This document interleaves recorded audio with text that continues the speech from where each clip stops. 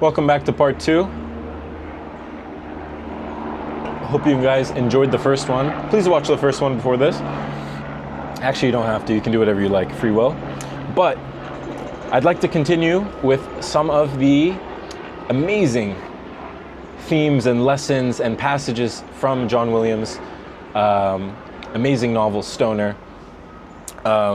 When we left off, we were discussing, the nature of escapism in the book, and how great stories have this sort of two-way effect on us. How we're influenced by them, and we then go on to influence the next generation of these stories. We talked about finding a safe space and how that could be productive and counterproductive, right? But I think now it's time to sort of go into, I guess, some of the heavier themes, right? That Williams brings up in the book. And I think where I want to start with this is, I think we should just tackle the biggest one. Because Williams writes this book in a way that chronicles the entirety of a single man's life, right? And it's his life from start to finish, all of the sort of perils and woes and bliss that he finds, that Stoner finds himself in, throughout his years. Because you get to witness the entirety of a man's life, Williams is able to bring up this theme almost incessantly throughout the book. Almost every chapter can touch on this in one way or another, and I'm sure the ones that don't immediately jump out as addressing this issue can be massaged in a way to sort of have that meaning. But there's something that I think people, myself included, can feel sometimes, in that I think often that there could be this feeling that you're doing everything right, but good things aren't happening, right? You're doing everything right, but good things aren't happening, and you can feel that, just putting it bluntly, you can feel as though the world has let you down, right? And you can feel sort of disappointed, and people have different ways of dealing with this, right? Some people turn to, vices like, drugs and alcohol. Some people, sort of remove themselves from society and can become more, secluded, or sort of disconnect. Some people, choose to distract themselves, right? With, whether it be, different forms of therapy or different forms of, staying busy. But it's sort of hard to understand in those moments, right, why it's happening to you, and you can sort of feel singled out. You can see that, so many good things are happening for other people, and hey, I'm doing everything right, and I'm getting shortchanged, right? This comes up so many times in the book, and the narrator and Stoner, I think they have an interesting take on it, and an interesting way of sort of dealing with this feeling, right? This emotion. And it's that regardless of the outcome of your life, right? Regardless of what you're able to achieve, regardless of what you're able to sort of say that, you did or didn't do, or, gained or lost, the fact that you're here and the fact that you even have a chance, right, to do these things, gives your life innate and inherent value. Sorry. And I think it's important that we never forget that, right? The fact that you have a mind, that you have a soul, that you have a body, regardless of the condition of those things, you have them, right? And that in and of itself gives your life purpose and gives your life meaning and gives your life value. You sort of have to stop thinking about life as this game that has to be won, and instead just appreciate the fact that you have a chance to play, right? All of the things that we sort of hold as valuable, all of the things, whether it be, offspring and, having a large family, or amassing wealth, or being happy or owning property, or, reaching that top position at your job, or, whatever it might be, whatever these things that we hold in high regard or high esteem, right? That we consider goals of ours. They're nice to have, right? And you need those goals for, the day-to-day, but never sort of forget that it's all man-made, right? It's all of these value systems and all of these power structures that arise around us, right? They are made by men and women, right? They are man-made. And that your true value as a human and as a being with a soul that can experience, all of this greatness, right? When you look out on the ocean and you see just, how beautiful and how large creation really is, you realize that regardless of, your ability to, place on the leaderboards, the man-made leaderboards, you've been given such a gift. And it's so beautiful because Stoner, perhaps he comes to terms with this too late in his life, but he often talks to himself or thinks to himself that, well, am I a failure, right? Have I done anything? My book hasn't even gotten that many, not too many people have bought my book, I've only been a professor, I could have been this, I never had more than, one child, I never had, but all of these things that sort of play with his mind, that sort of eat at him and his spirit, he realizes these things, in all actuality have very little meaning, right? Very little concrete meaning. And all that he really had to do was just enjoy his story, right? Regardless of what his story held for him, whether it be,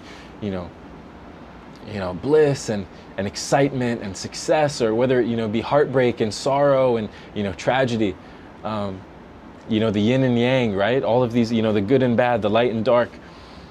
All he had to do and all that was expected of him, right, was to experience these things and, to try his best. And I think that the more we can sort of come to terms with that, all of this life, is a test, all of this life is, sort of make-believe, is sort of this great theater, this great production that we're in, and that, the only thing you could do is sort of not take it too seriously and try your best and, be good to others and, take care of your soul and your body and your mind and sort of roll with the punches. So long as you can do that, I don't think you'd have any regrets, right? And perhaps if you do have regrets, it's part of it, right? It's such a beautiful thing that Williams sort of brings up throughout the novel. And it's one of my biggest takeaways, I think, from the book, and something that I think I'm going to carry with me for many years, right? Hopefully, and I think I hope that my future actions and my future thoughts and way in dealing with things will hopefully be nudged or guided in some way by this great lesson that Williams is able to put in the narrative, right? And there's an amazing quote. Let me pull it up for you guys. Okay, got it for you guys. I didn't have this one written down, apologies, but one of my favorite poets, right, is the New English poet from the East Coast of the US, Walt Whitman. I'm sure a lot of you guys have heard of him. Amazing poet, right? Leaves of Grass, one of the best collections of poetry of all time, in my opinion, right? Beautiful. Whitman, there's a quote by Whitman that sort of reinforces this this notion that, regardless of what life does to you, at least you're here, right? And Whitman says, the powerful play goes on, and you may contribute a verse, right?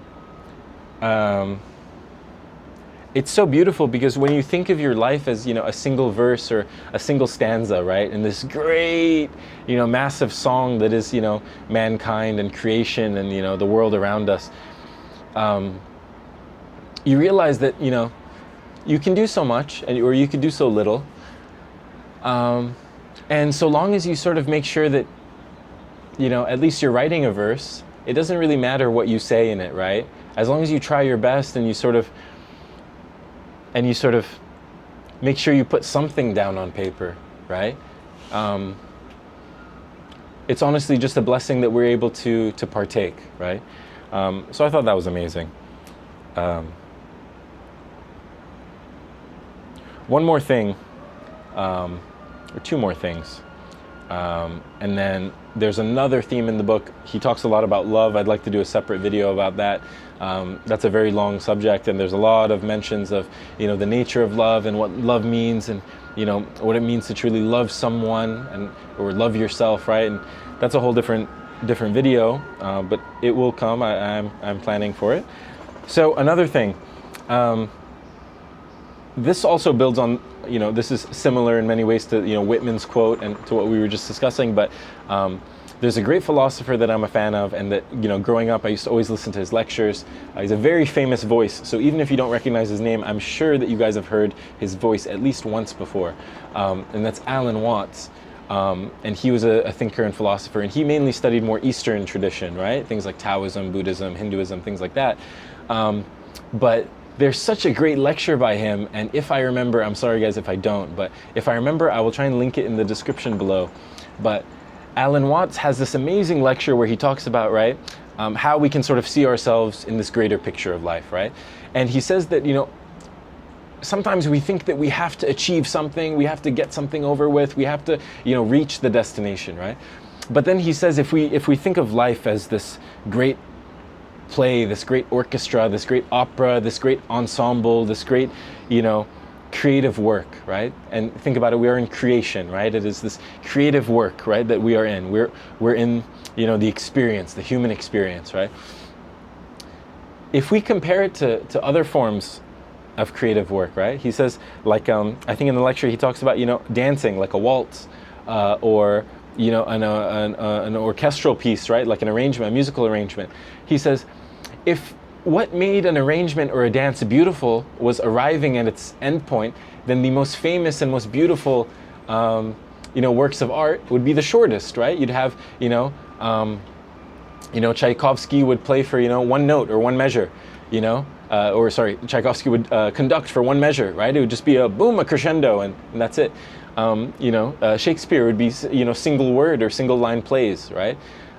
Poems would be single words or maybe a letter, right? Because it's all about getting to the end, right? But he says, how silly does that seem, right? And so why is it then when we look at our lives, we're so eager to sort of get to the next thing or rush into the future or rush to completion, when it's, what makes the dance beautiful is the steps that you take to reach, that ending, position on the floor, right? You've moved from, let's say next to the stage to a little bit off stage. And it's how your feet have traveled and how your arms have swung and, how your weight has carried you, that makes the dance beautiful, and that makes the dance, worth appreciation, and that makes it so,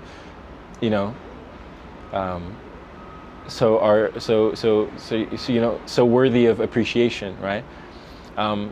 So he says, stop thinking about where you're going to end or, where you'll begin, but just enjoy the steps along the way.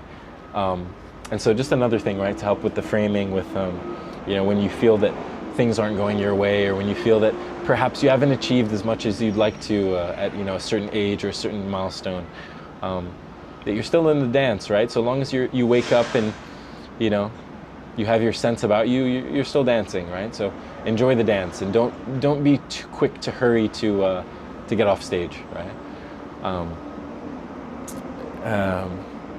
And I think an amazing place to wrap up after that is that I'll go directly to the book for this, because there's an amazing quote that I'd like to share with you guys. So one thing to keep in mind is that over the course of our lives, I'm quite young, so I'm still, in the very beginning of this, but as we age and as we get older and as we tire and as, we have, days of, screaming and joy and, excitement, and as we have days of sorrow and, sobbing and heartbreak and, tragedy, as we sort of experience these things, and as we make more connections with the people around us, and as we, learn new, explore new avenues within ourselves, we acquire this sort of patina, right? And we acquire this sort of worn in, this air of sort of wisdom, right? And, if you guys have ever, sat with, a particularly older person, someone in their 80s and their 90s, and ask them about certain aspects of life. There's often, regardless of formal education or not, there's often so much that they can sort of afford to you, right? In terms of just new perspectives on things, new ways of framing ideas, and aspects of life, right? And it's this wisdom that we can only acquire through hardship and pain and anguish and success, and only after we've traveled this road, with these dotted sort of motes of light, right, or these small way stations that we can sort of check in at, amidst the darkness and the fog. That only after we've walked that path, right, can we say that we're truly traveled and knowledgeable and cultured and wise and fully understand what it means to be human, right? So William says, but William Stoner knew of the world in a way that few of his younger colleagues could understand. Deep in him, beneath his memory, was the knowledge of hardship and hunger and endurance and pain. Though he seldom thought of his early years on the Boonville farm, there was always near his consciousness the blood knowledge of his inheritance, given him by forefathers whose lives were obscure and hard and stoical, and whose common ethic was to present to an oppressive world faces that were expressionless and hard and bleak. And it's this knowledge that Stoner has in this book, when he's older and more advanced in his age, right? And he sort of looks out on the younger faces, and perhaps some of them have had more professional or scholarly training, but he carries within him this sort of ancestral wisdom, right? And I think that's something to think about, and it's something that I think we'd all like to have, right? As we get older, it's this sort of it's these battle scars and these bruises and these these war stories and these trials that we can look back at and say that these things in culmination have made me who I am, and in many ways these parts have not only added up to a whole, but have made me something greater than, has made me as a whole person something greater than the sum of my parts, right? And I think that's a very important idea. I think with that, guys, I'd like to wrap up the video. Thank you so much for joining me. If you guys haven't checked out part 1, please do so.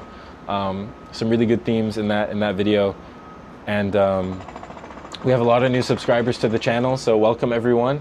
I'm hopefully we're able to hit 300 subscribers soon. That would be amazing. And until the next one, take care. Thank you so much.